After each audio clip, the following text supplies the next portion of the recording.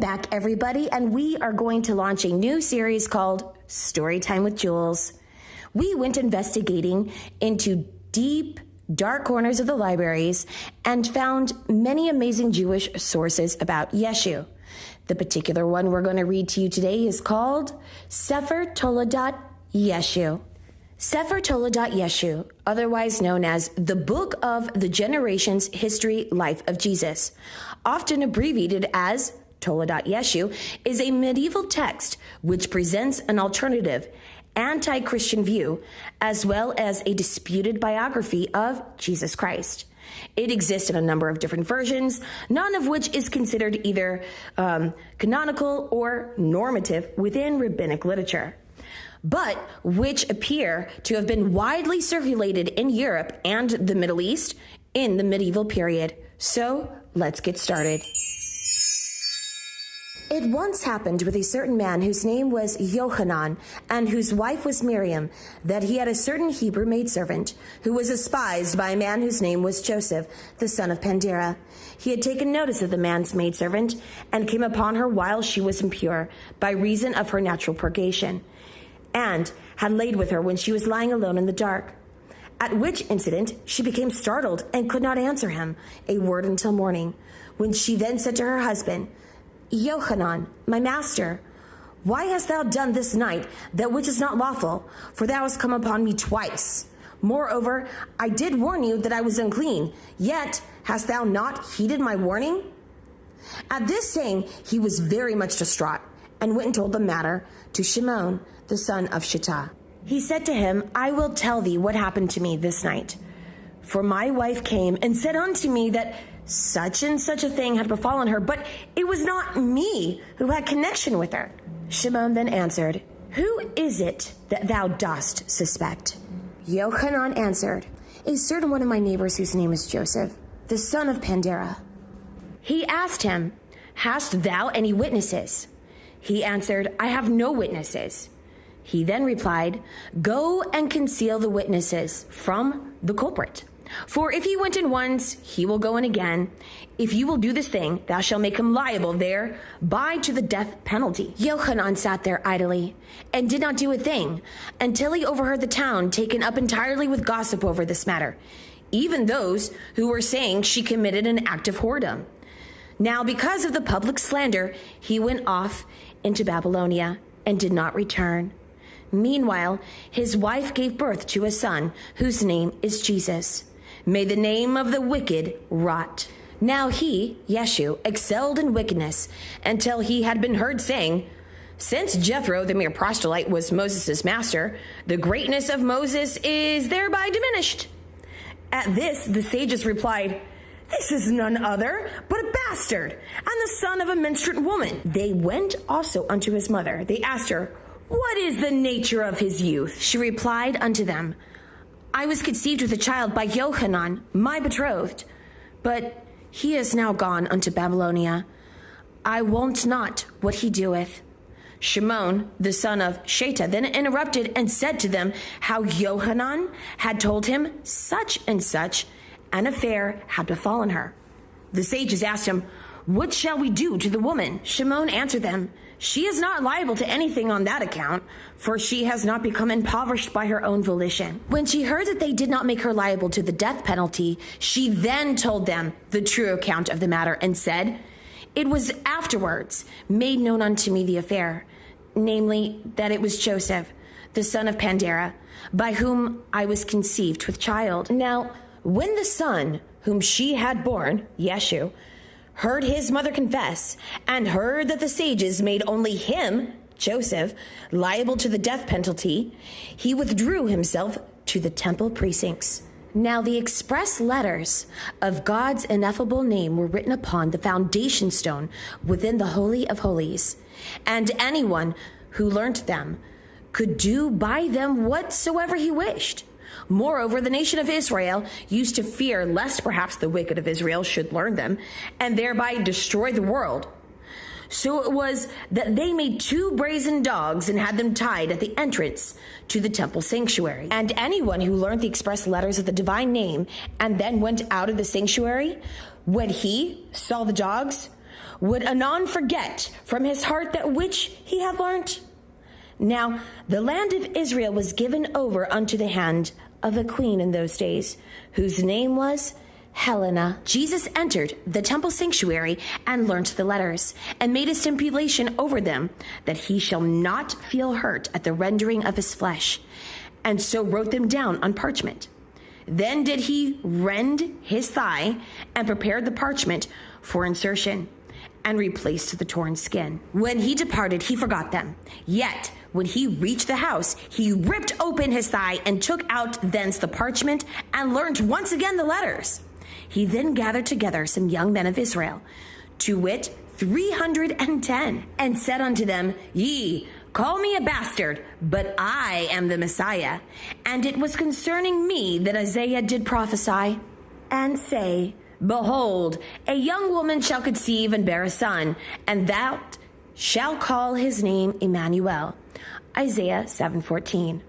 Moreover, it was said about me, Thou art my son, this day I have begotten thee.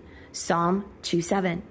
That is, without my father and mother lying together carnally. Yet do ye seek your own self-aggrandizement? They answered him, If thou art Messiah, shew us a sign. He then replied, What sign is it that ye seek from me? They brought unto him a lame man, who had never yet stood up on his feet. When Jesus had seen, spoke over him the express letters, and forthwith did he begin to walk. At their seeing this, they bowed down before him. When the sages heard this report, they brought him unto Helena the queen. They said unto her, Your Majesty, the queen, this one here is a sorcerer. He then said to her, I am the Messiah, and it was said about me, Who shall rise up for me against the wicked? Psalm 94:16. The queen then asked, Is there aught in the law, Torah, of which he saith? They answered, There is, but the Messiah whom we do expect hath with him other signs, namely, in his day Judah shall be delivered. Jeremiah 23:6.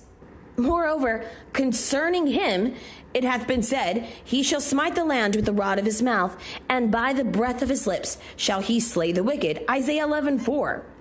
However, concerning this man here, it was said, And the false prophet shall die. And again, Thou shalt put away the evil from amongst you. Deuteronomy 8:20 and Deuteronomy 19:19. He then reiterated what he had said, I am he, the Messiah, and I resurrect the dead. She, at hearing this, sent with him certain of her emissaries, and he did resurrect those who had been dead by the express letters of God's divine name. And the people of Israel were on his account in a state of consternation. After many days, he, Yeshu, conveyed himself away. The sages then came unto the queen and said, Your Majesty, the queen, seest thou how he hath fled by the sorceries that be with him? For they have not suffered him to remain standing in one place. His reproach has become evident. She then sent horsemen unto him as far as Babylonia, where he had gone. But the citizens of Babylonia would not suffer him to go with them. They waged war one with the other. Jesus then said to the men of Babylonia, Do not fight with them. My Father who is in heaven, and the divine letters which art in my own hand, they shall deliver me. He then said unto them, Bring unto me a millstone, which doing he wrote upon it and called out the express letters, whereby he floated while sitting thereupon the surface of the water. Likewise, they made birds out of clay and brought these before him, and they began to fly. He, Yeshu, said unto them, Go ye forth and say to your lady, the queen, what ye have seen. They then went and told the queen, saying unto her, They brought unto him a great millstone, and he mounted it, and began floating while sitting upon it over the surface of the water, like as one floateth on an eggshell. She then summoned the sages together and said unto them, This Jesus, whom ye did dismiss as a sorcerer, is none other but the Son of God. For how many wonderful signs hath he wrought? They replied unto her, Your Majesty, the Queen, let not a word of his sorcery enter into your heart, whereas we too are able to perform as he hath done. She then sent unto him several of those who believed in him. They entreated him, saying, Come back unto the queen, for she is startled by the signs that thou hast wrought.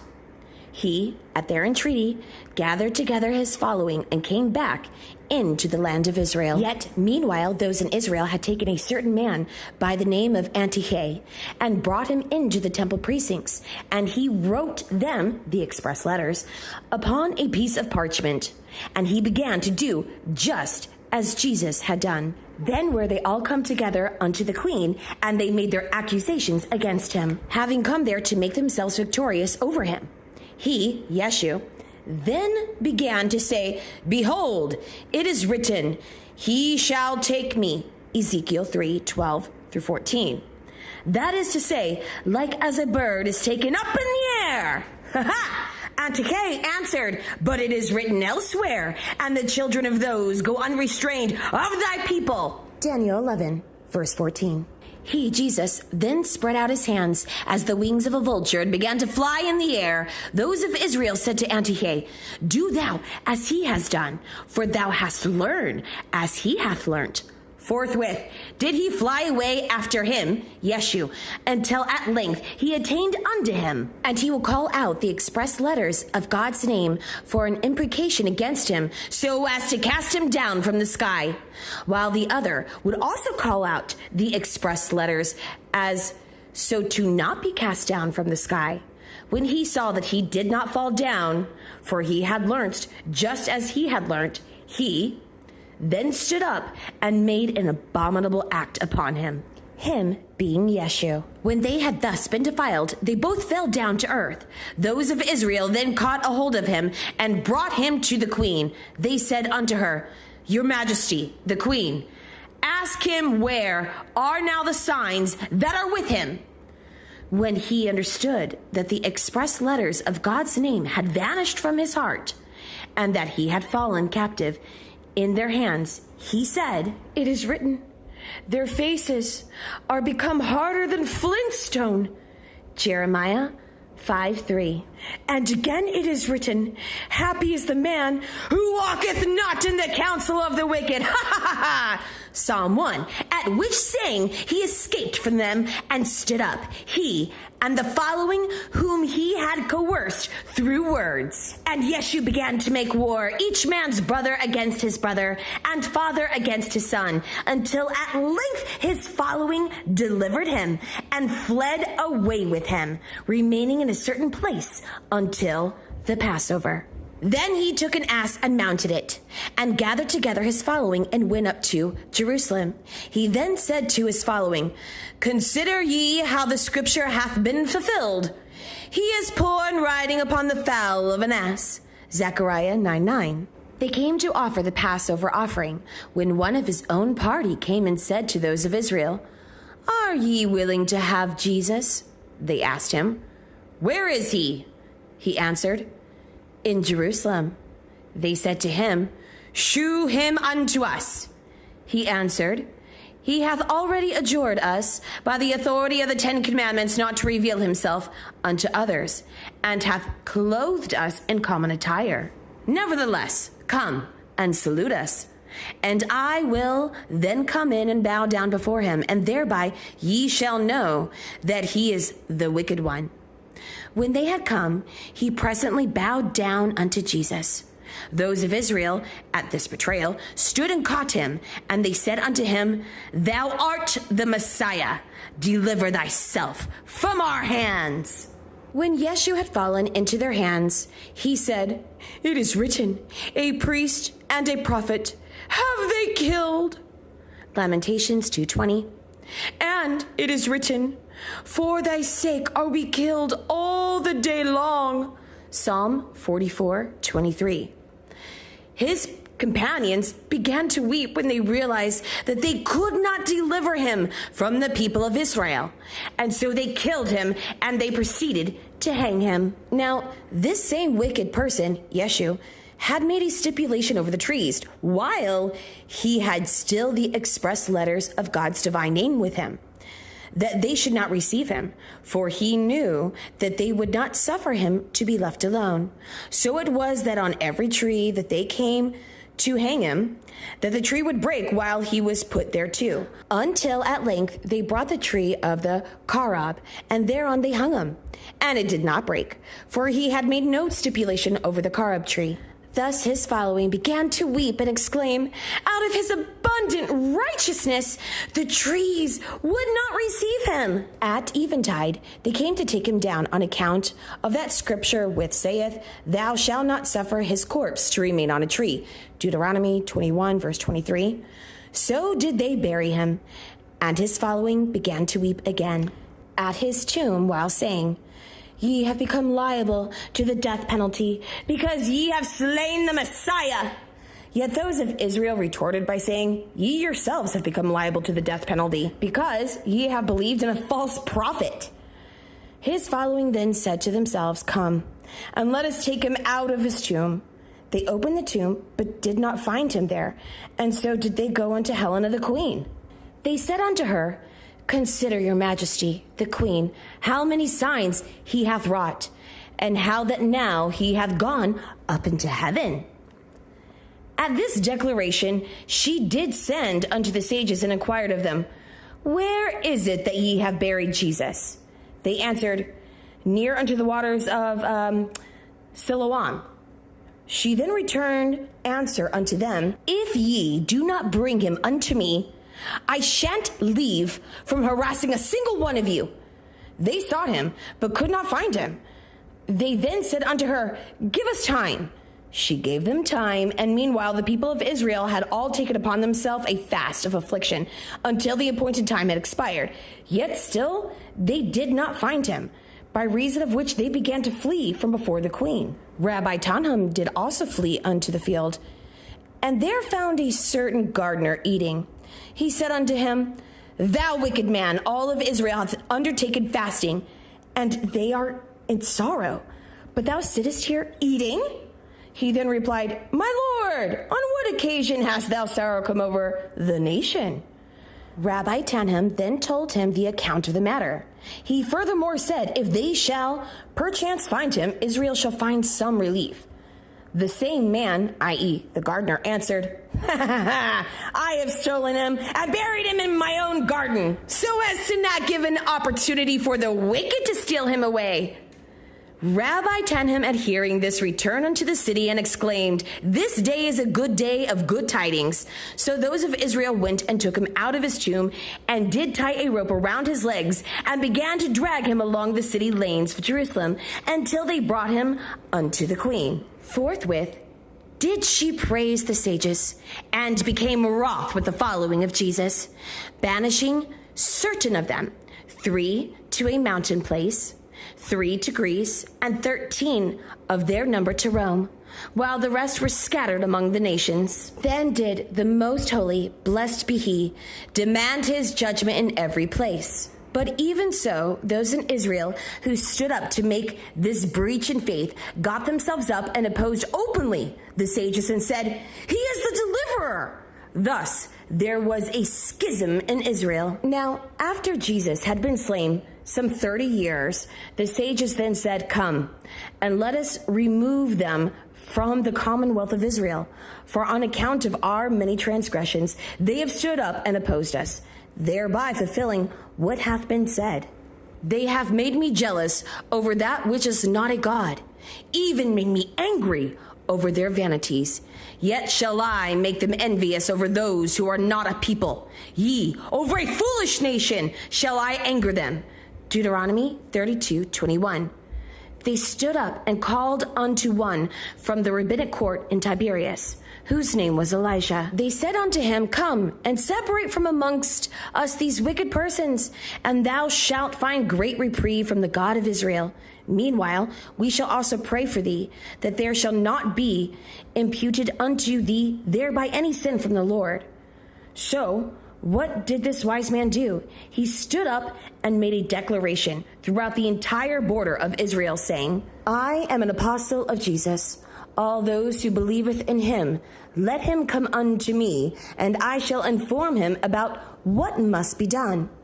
At this invitation, the entire wicked following of Jesus were gathered together. They answered the man, Art thou an apostle of Jesus?